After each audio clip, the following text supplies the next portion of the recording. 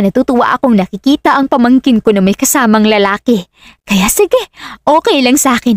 Tita, nahihiyang tawag niya. Pabiro siyang hinampas ng kanyang tiyahin. Mira, malapit ka nang lumampas sa petsa ng kalendaryo.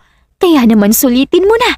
Mas maganda nga kung ikasal na lang kayo kaagad para secure ang future mo.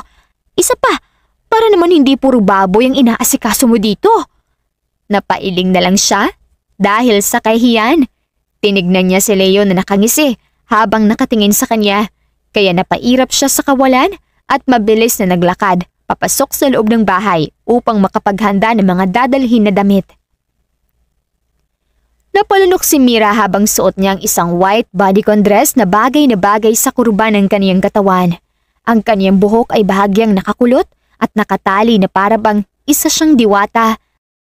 Habang nakasuot naman siya ng isang mamahalin na heels na bigay pa ni Leo. Ang ganda mo. Papuri ni Leo.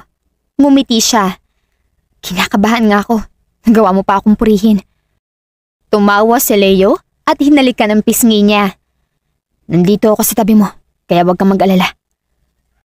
Bumaba sila ng sasakyan at dumiretso sa isang venue na puno ng mga mayayaman na businessman at pamilya.